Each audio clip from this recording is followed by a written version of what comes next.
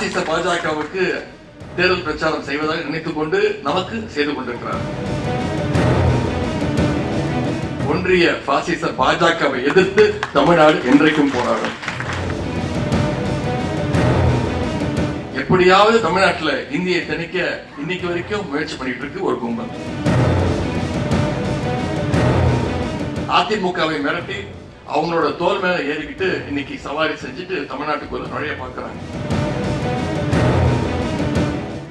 இங்க பக்கத்தில் இருக்கக்கூடிய ஒருவர் உங்களுக்கு தெரியும், கிண்டியில இருக்கக்கூடியவர் தமிழ்நாட்டுடைய ஆளுநர் ரவின்னு ஒருத்தர் இருக்கின்றார்.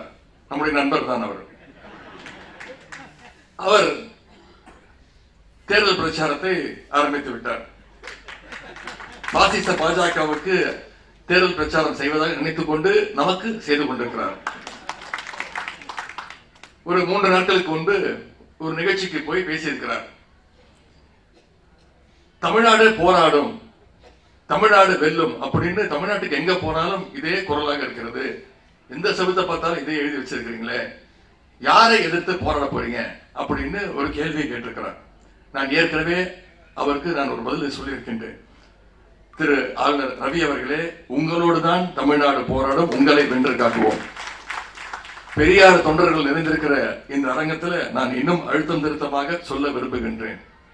மாநில உரிமைக்காக தமிழ்நாடு போராடும். சமூக நீதியை காக்க தமிழ்நாடு என்றும் போராடும். மதவெறியை, சாதி வெறியை எதிர்த்து தமிழ்நாடு நிச்சயம் போராடும். இந்தி திணிப்பை எதிர்த்து தமிழ்நாடு தொடர்ந்து போராடும். ஒரே வரியில சொல்லணும்னா, ஒன்றிய பாசிச பாஜகவை எதிர்த்து தமிழ்நாடு என்றைக்கும் போராடும். இன்றைக்கு ஆளுநர் திரு ரவி அவர்கள் பேசும்போது குறிப்பிட்டு பேசுறார்.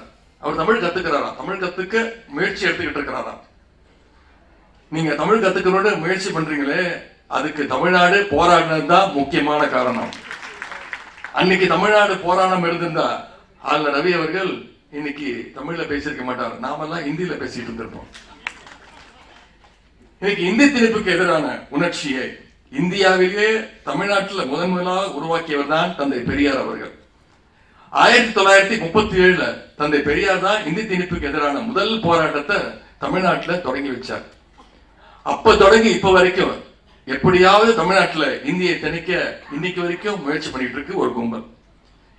சமீபத்தில் புதிய கல்விக் கொள்கை ஒன்றிய பாஜக அரசு தமிழ்நாட்டுக்குள்ள திணிக்க பார்த்துச்சு. ஆனா தலைவர் அவர்கள் மற்ற மாநிலங்கள்லாம் ஏற்றுக்குச்சு. தமிழ்நாட்டு முதலமைச்சர் வரைக்கும் வரையோ தமிழ்நாட்டு முதலமைச்சர் மட்டும் அதற்கு குறுக்க நின்றார். ஏன்? புதிய கல்விக் கொள்கை ஏற்றுக்கிட்டா நீங்க தமிழ்நாட்டுக்குள்ள எப்படியாவது குறுக்கு வழியில இந்தி திணிப்பை மீண்டும் ஆரம்பிச்சிருவீங்க. இந்தியை மட்டுமல்ல, சமஸ்கிருதத்தையும் கூட சேர்த்து கொண்டு வந்துடுவீங்க அப்படின்னு தமிழ்நாட்டு முதலமைச்சர் அதற்கு எதிர்ப்பு தெரிவித்தார். ஒன்றிய அமைச்சர் திரு தர்மேந்திர பிரதான் அவர்கள், பள்ளி கல்வித்துறை அமைச்சர் சொன்னார், புதிய கல்விக் கொள்கை நேஷனல் எஜுகேஷன் பாலிசியை தமிழ்நாடு ஏத்துக்கலன்னா ஒன்றிய அரசு கொடுக்க வேண்டிய நிதி 2500 கோடியை தமிழ்நாட்டுக்கு கொடுக்க மாட்டோம்னு. நிதினா ஏதோ ஒன்றிய அரசோட நிதியே கிடையாது, நாம கட்டி இருக்கக்கூடிய தமிழ்நாட்டு மக்கள் கட்டி இருக்கக்கூடிய வரிப்பணம், நம்மளுடைய வரிப்பணம் கொடுக்க மாட்டேன்னு சொன்னார். நம்முடைய முதலமைச்சர் அவர்கள் மிகுந்த தெளிவோடு சொன்னார், நீங்க புதிய கல்விக் கொள்கை மூலமாக இந்தியை திணிக்க முயற்சிக்கிறீங்க, சமஸ்கிருதத்தை கொண்டு வர முயற்சிக்கிறீங்க, நாங்க ஒழிச்சு கட்டின புதிய குலக்கல்வி திட்டத்தை மீண்டும் தமிழ்நாட்டுக்குள்ள கொண்டு வர முயற்சிக்கிறீங்க. 2500 கோடி கிடையாது, நீங்க 10,000 கோடி கொடுத்தாலும் எந்த நாளும் உங்களுடைய புதிய கல்விக் கொள்கையை தமிழ்நாட்டுக்குள்ள நான் உடைய விட மாட்டேன்னு சொல்லி சட்ட போராட்டத்தையும் நன்றி அதை பண்ணி அதையிலும் வெற்றி கண்டவர் தான் நம்முடைய முதலமைச்சர் அவர்கள், நம்முடைய கழக தலைவர் அவர்கள். பாசிஸ்டுக்கால நம்மளை வெற்றி பெற முடியல. இன்னைக்கு நம்முடைய முதலமைச்சர் வெற்றி பெற்றிருக்காருன்னா, நம்முடைய தலைவர் வெற்றி பெற்றிருக்காருன்னா அது தலைவருடைய வெற்றி கிடையாது, அது தந்தை பெரியாருடைய வெற்றி. இன்னும் தந்தை பெரியார் அவர்கள் தான் தொடர்ந்து வெற்றி பெற்றுக் கொண்டிருக்கிறார். அதனாலதான் இது தமிழ்நாடு, இது தமிழ்நாட்டுடைய அரசியல். தந்தை பெரியாருடைய கருத்துக்கள்ல உண்மையும் நியாயமும் முழுக்க முழுக்க இருந்துச்சு. அதனால்தான் தமிழ்நாட்டு மக்கள் இன்னைக்கும் பெரியாரை ஏத்துக்கிட்டு இருக்கிறாங்க. வயதானவர்கள் மட்டுமல்ல, இன்றைக்கு இளைஞர்கள் கூட பெரியாருடைய கொள்கைகளை ஏத்துக்கின்ற நிலைமை வந்திருக்கின்றது. நாங்க திராவிட முன்னேற்ற கழகத்தினுடைய இளைஞர்களின் சார்பாக திராவிட இயக்க கருத்துக்களை, தந்தை பெரியாருடைய கொள்கைகளை பயிற்சி பாசறை வகுப்பல் மூலமா எங்களுடைய இளைஞரணி தம்பிமார்களிடம் தொடர்ந்து எடுத்துக்கொண்டு சென்றிருக்கிறோம். அந்த முயற்சிகளை தலைவருடைய கட்டளை ஏற்று அதை செய்து கொண்டிருக்கிறோம். முரசொலியில பாசறை பக்கம், முத்தமிழர் பதிப்பகம் மூலம் திராவிட இயக்கம், திராவிட முன்னேற்ற கழகம், பெரியாரியம் சார்ந்த கருத்துக்களை, வரலாற்றை எடுத்து இன்றைக்கு இருக்கக்கூடிய இளைஞர்கிட்ட கொண்டு போய் அதை சேர்த்துக் கொண்டிருக்கிறோம். யூனிவர்சல் அக்செப்டபிலிட்டி அப்படின்னு சொல்லுவாங்க. அதாவது எல்லோருக்கும் பொருத்தமா இருப்பதால்தான் இன்றைக்கும் தந்தை பெரியாருடைய கருத்துக்கள் ஆக்ஸ்போர்ட் பல்கலைக்கழகம் வரைக்கும் போய் சேர்ந்திருக்கிறது. நம்முடைய தலைவர் முதலமைச்சர் அவர்கள் சமீபத்தில் ஆக்ஸ்போர்ட் பல்கலைக்கழகத்தில் தந்தை பெரியாருடைய படத்தை திறந்து வைத்திருக்கின்றார். ஏனென்றால் தந்தை பெரியாருடைய சிந்தனைகள் எல்லாம் மனிதநேய சிந்தனைகள், மனித உரிமைகளுக்கான சிந்தனைகள். இன்னைக்கு இந்தியா முழுவதும் பாஜகவுக்கு எதிராக போராடக்கூடிய மக்கள் அனைவரும் இன்னைக்கு தந்தை பெரியார் படத்தை, பேரறிஞர் அண்ணா, கலைஞர் படங்களை கையில் ஏந்தி முழக்கமிடுறதை நம்ம பார்த்துக்கிட்டு இருக்கிறோம். தந்தை பெரியார் அவர்கள் அரசியல் ரீதியாக தமிழ்நாட்டை பக்குவப்படுத்தி வைத்திருக்கின்றார். அதனால்தான் பாஜகவுடைய எந்த தில்லுமுள்ளு வேலையும் இன்னைக்கு தமிழ்நாட்டு மக்கள்கிட்ட ஈடுபட மாட்டேங்குது. பாஜகவில் நேரடியா மக்கள் ஆதரவை பெற முடியாது. அதனாலதான் இன்னைக்கு அதிமுகவை மிரட்டி அவங்களோட தோல் மேல ஏறிக்கிட்டு இன்னைக்கு சவாரி செஞ்சுட்டு தமிழ்நாட்டுக்குள்ள நுழைய பார்க்கிறாங்க. பாஜகவுக்கு பழைய அடிமைகள் பத்தாம இன்னைக்கு புது புது அடிமைகளையும் வலைவீசி தேடிட்டு இருக்குது பாஜக.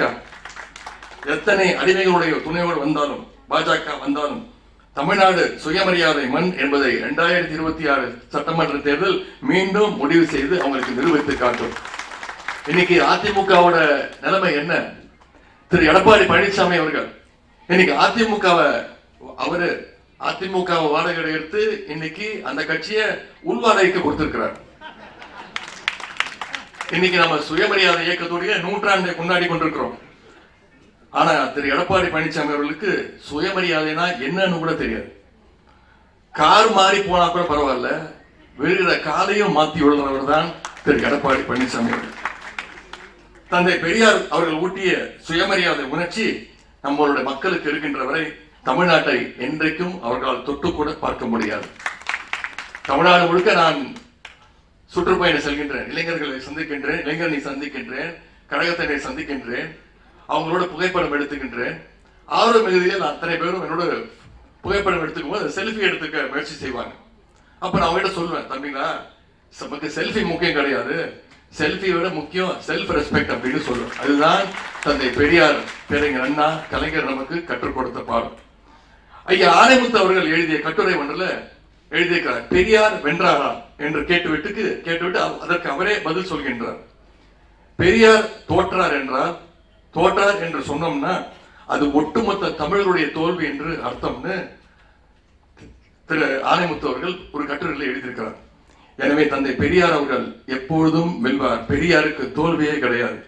தமிழ்நாடு அதே போல எப்போதும் வெல்லும், தமிழர்கள் எப்பொழுதும் வெல்வார்கள், அதை யாராலும் தடுக்க முடியாது. அப்படிப்பட்ட தந்தை பெரியாருடைய கொள்கை பாதையில பேரறிஞர் அண்ணா, முத்தமிழின் கலைஞர்களை காட்டிய வழியில் தான் நம்முடைய திராவிட மாடல் அரசு, நம்முடைய முதலமைச்சர் அவர்கள் நம்மை எல்லாம் வழிநடத்தி கொண்டிருக்கின்றார்கள். ஈரோட்டு பாதையில நடைபெறுவதால் தான் இன்றைக்கு திட்டங்களையும் சரி, கொள்கைகளையும் சரி, ஒட்டுமொத்த இந்தியாவுக்குமே நம்முடைய முதலமைச்சர் அவர்கள் வழிகாட்டியாக, எக்ஸாம்பிளாக இருந்து கொண்டிருக்கிறார். தனித்தனியாக செயல்பட்டாலும் பெரியாருடைய இயக்க தோழர்கள் இன்றைக்கு பல நாள் கழிச்சு ஒரே மேடையில இன்னைக்கு ஒற்றுமையாக உட்கார்ந்து இருக்கிறீங்க. அதை பார்க்கும் போதே மிகுந்த மகிழ்ச்சி ஏற்படுகின்றது. இதே ஒற்றுமையோடு ஆனைமுத்து ஐயாவுடைய வழியில தந்தை பெரியாருடைய கருத்துக்களை நாம் இன்னும் அதிகம் பரப்ப வேண்டும். இது போன்ற நிகழ்ச்சிகள் அடிக்கடி நடத்த வேண்டும், தினமும் நடத்த வேண்டும்.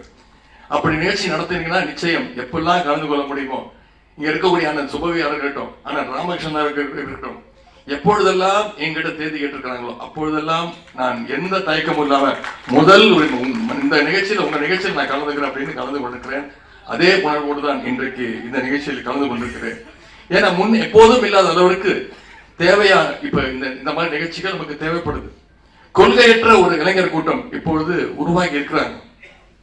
அவங்க கொள்கை மயப்படுத்த வேண்டிய பொறுப்பு எல்லாரையும் விட நமக்கு அதிகமாக இருக்கின்றது. ஆகவே நம்ம எல்லாரும் சேர்ந்து ஐயா ஆனைமுத்து காட்டிய வழியில பெரியாரத்தை இன்னும் அதிகமாக பரப்புவோம். அதற்கு நாமும் இளைஞரணியும் நிச்சயம் நம்முடைய தலைவர் அவர்களும் உங்களோடு துணை நிற்போம் என்று அந்த உறுதியை நான் தெரிவித்துக் கொள்கின்றேன். தோழர் ஆனைமுத்தருடைய பெரியாரியல் தொகுதி 1 மற்றும் 2 ஆகிய நூல்களை கல்லூரி பாடத்தில் சேர்க்க வேண்டும் என்ற கோரிக்கையையும், ஆனைமுத்து அவர்கள் பிறந்த பெரம்பலூர் அல்லது திருச்சி மாவட்டத்தில் அவர் பெயரில் அரங்கம் ஒன்றை அமைக்க வேண்டும் என்ற 2 கோரிக்கைகளை அண்ணன் வாலாச வல்லவன் அவர்கள் இங்கே கொடுத்திருக்கின்றார். நிச்சயம் இதை முதலமைச்சருடைய கவனத்திற்கு எடுத்து சென்று அந்த கோரிக்கைகள் நிறைவேற்ற நான் நிச்சயம் துணை நிற்பேன் என்பதை கூறிக்கொண்டு, தமிழ் மண்ணில் எந்த காலத்திலும் பாசிஸ்டுகள் அனுமதிக்காமல் இருப்பதுதான் ஐயா ஆணைமுத்து அவர்களுக்கு நாம் செலுத்துகின்ற உண்மையான அஞ்சலியாக இருக்க வேண்டும். ஆகவே 2026 சட்டமன்ற தேர்தலில் சங்கிகளையும் அவங்களுடைய அடிமை கூட்டத்தையும் மீண்டும் விரட்டி எடுக்க இந்த மேடைகளை நாம் அத்தனை பேரும் உறுதியேற்றுக் கொள்வோம். ஐயா ஆணைமுத்து அவர்கள் உடலால் மறைந்தாலும் உணர்வுகளாலும் எழுத்தாகவும் கொள்கையாகவும் என்றும் நம்மோடு அவர் வாழ்ந்து கொண்டுதான் இருப்பார். எனவே அவர் புகழ் ஓங்கட்டும். இந்த நிகழ்ச்சியை மிகச் சிறப்பாக ஏற்பாடு செஞ்சிருக்கக்கூடிய அண்ணன் வாலாசா வல்லவன் உட்பட அனைவருக்கும் மீண்டும் என்னுடைய வாழ்த்துக்களையும் பாராட்டுகளையும் கலந்து கொள்ள வாய்ப்பளித்தவங்க அத்தனை பேருக்கும் மீண்டும் என்னுடைய நன்றியை தெரிவித்து விடைபெறுகின்றேன். நன்றி, வணக்கம்.